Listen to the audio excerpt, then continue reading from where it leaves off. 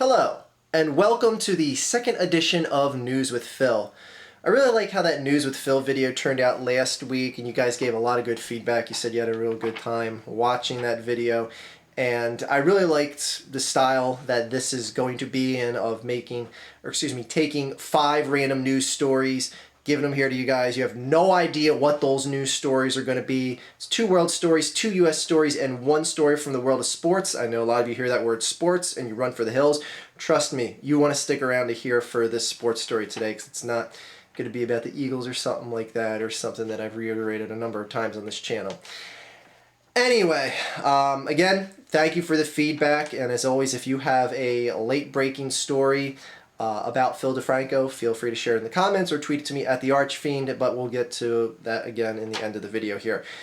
Leading off on the top 2 world stories here that I chose to pick for you, it's not necessarily that they're the top world stories, the protests over in Hong Kong right now. A number of people probably don't even know there's protesting going on in Hong Kong right now and why there are protests in Hong Kong, or even where Hong Kong is on a map. Hong Kong was basically controlled by the British up until 1997, where they just handed it back to China and said, you can have it back now. We don't do the colonizing thing anymore. There you go. Here it is. Now, it was handed back under the pretense that Hong Kong was going to be an autonomous state, in that they were going to be allowed to govern themselves, create their own rules, pick their own leaders, etc., etc.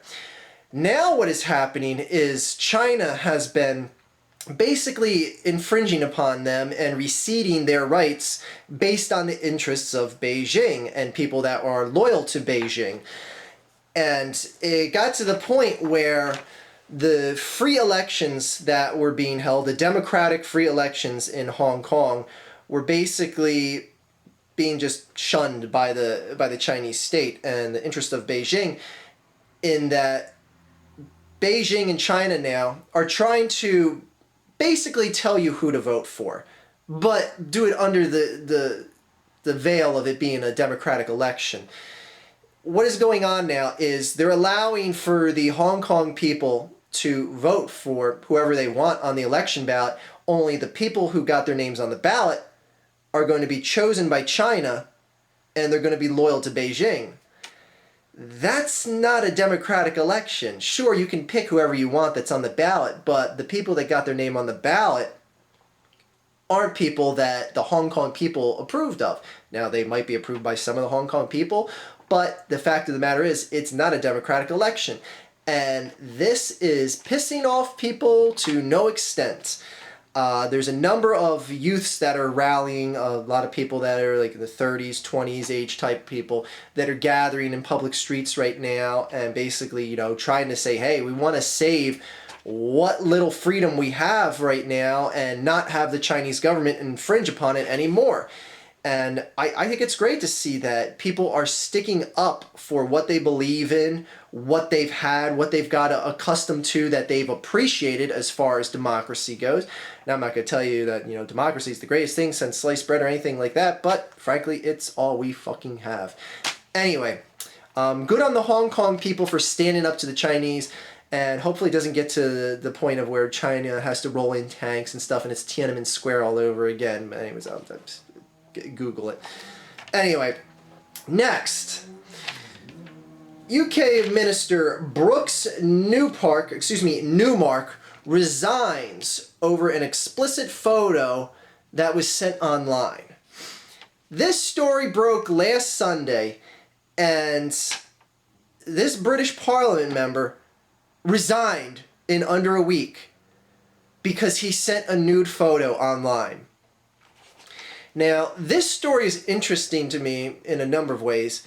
Number one, we're living in a day and age now where so much stuff is leaked out there. Everyone has seen 500 pictures of Jennifer Lawrence, showing her muff and tits in any number of different poses. And all this stuff is out there. People being exposed, people texting the pictures of their dicks and shit like that. It seems to just be more of a common thing than a faux pas, than a, oh my god, I can't believe you did that. Oh my god, my best friend sent a picture of his dick to someone. Oh, I can't talk to him ever again. Like, it's really just to a point where it's just no big deal when it happens. Now, I know you're saying, like, well, this guy is a member of parliament. You know, he can't just be sending out pictures of his junk or whatever. He's a father with 5 kids. I don't know. Maybe fathers with 5 kids just get horny, just want to live on the edge, just want to do something, you know, risky that really isn't breaking any laws or anything. Now, I could, if it was a picture of an explicit photo of him of, like, you know, fucking a baby sheep or something, then yeah, okay, that's pretty fucked up and he should resign over it. But here's what happened. There was a reporter that was posing as a young activist, a young female activist, that basically coerced him into sending a nude photo of himself to her. And then her being the reporter, she exposed it and, you know, made a story out of it, blah, blah, blah. You know, I kind of see this more as entrapment than this guy fucking up. Now, granted, posting a picture online, sending it, texting it, emailing it, whatever, you run the risk of eventually that being exposed. You're exposing being exposed. That isn't too redundant. And for someone that is a high political figure like this, like a member of parliament, they should have the common sense to think twice about doing this. But he didn't. He did it. And he was trapped. He was basically trapped and coerced and lied to. Now, granted, okay, it's still pretty fucked up and all that he's sending this to a young female activist. But again, in this day and age, is what he did really that bad that he has to resign his job and probably, you know, lose his entire political career over? Because he got coerced by someone who was faking to be a female activist to get him to send a picture of his junk? Anyway, just in this day and age, that's all I'm saying. Anyway, leading off the top 2 stories in the U.S. news is some guy climbed the wrought iron fence. Iraqi war veteran climbed the wrought iron fence that is around the White House. He had a knife in his pocket and ran right into the White House through an open door. This to me poses a lot of questions and concerns in that is it at all possible that the president of the country be secured by a fence that a human being cannot get over? Like it's a bit of a concern that not only did this person get over the fence, but there wasn't security personnel that was there in a quick enough time to stop this guy from physically making it to and into through an open door of the White House, that he had a weapon on him. This is kind of concerning in that, well, what's stopping 100 people from doing this at the same time and just bum rushing the White House and just setting the place on fire, just doing anything, not even just attacking Barack Obama or anything like that. Like, we live in the most wealthy nation in the world and we can't put a fucking fence around our leader's house to protect it? Like, you can't have, like, you know, some sort of discreet electrocuting wire on the top or something like that? And we can't have security personnel that can apprehend a guy before they get to the house? I just see this as such a tremendously embarrassing story that just one guy in his 40s scaled a 7-foot wrought iron fence and got into the White House. And now the big thing is like, well, oh, we gotta take measures now. Like, all the talk is we gotta take measures to keep pedestrians off of certain routes and not let them get as close to this. Now everyone basically has to suffer. Everyone can't get a good photo op of the White House now because now there's a second fence in front of the wrought iron fence right now, a temporary barricade set up because of one guy scaling a fence. So everyone has to suffer because one guy got over the fence. Again, make a fucking fence that human beings can't get over. Is it that fucking hard? Anyway, just whatever. All right, and in a more interesting set of news events here, an Idaho trucker, 42-year-old man by the name of Chris Hall, was working his daily trucker job where he was taking a load of frozen turkeys and held them hostage. Dead frozen turkeys, held them hostage and said he was not going to deliver his cargo or his shipment, if you will, unless he got more money. So he was basically extorting the suppliers that were going to pay him. It's a truck full of turkeys, a truck full of frozen... I wonder, like, what goes through this guy's head, like, you know, what's his name? Chris Hall. he sat down one day. He's like, you know, I got a master plan. I have that truckload of turkey I'm moving next week, and I'm gonna fucking not deliver it unless they give me more money, and they're gonna agree to my demands. Well, suffice to say, the delivery company didn't agree to his demands, and he was just like, fuck, what am I gonna do? And just abandoned the truck at a truck stop and just left the turkeys there to rot, and it created a big noxious odor. I think it was like in Montana he left it. And so he was just like, shit, and then just tried to go home and act like nothing was wrong, and then authorities got him. Just, what was going through his mind? Why would he think this would possibly succeed, and over a truck full of turkeys? Alright, and now my sports story.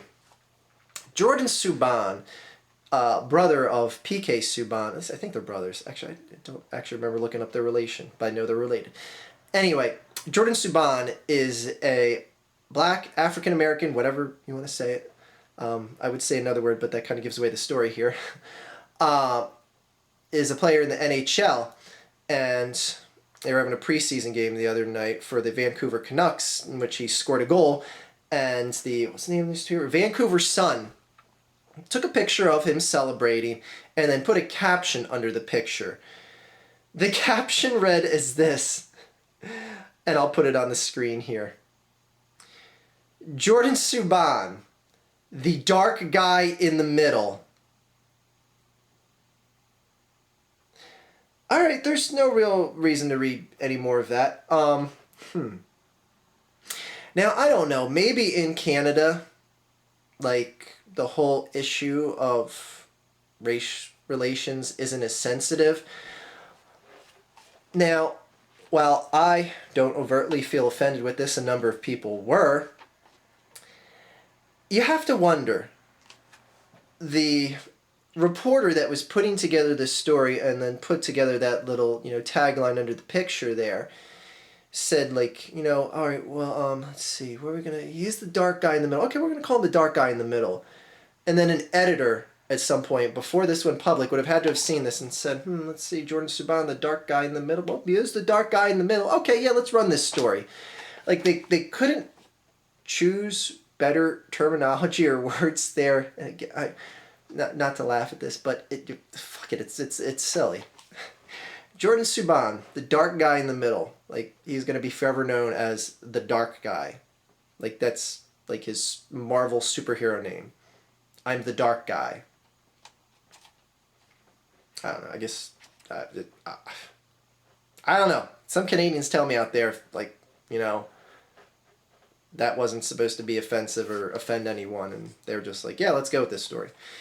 And closing out our news, as always, a story on Phil Defranco. Anthony sent this in to me, and I'll put this on the screen. Phil Defranco likes Nickelback. Well, I guess they are known to rock and roll, as the kids say, and produce some very entertaining music, right? And anyways, I'm going to dispatch, as always, my crack team of investigators to find out if this is indeed true. We're going to be tailing Phil as much as possible to find out, like, maybe we hear him playing it on his iPhone, like hear a Nickelback song playing. Maybe he'll be going to Canada to see a Vancouver Canucks game, and we find out it's just a fake attempt just to see the Canadian group Nickelback in action, or play, I should say. It could be any of many things. But we're gonna catch Phil red-handed and find the ultimate proof of him, in fact, liking Nickelback. So, that concludes another edition of News with Phil. Thank you guys for contributing the late-breaking stories of Phil Defranco. If you have a story about Phil Defranco that you want to break and you want my crack investigation team to get to the bottom of, leave it in a comment below or send it to me on Twitter @TheArchfiend. That is all. Boobs, boobs, boobs, boobs, boobs, boobs, boobs. There, now it feels like a Phil Defranco video.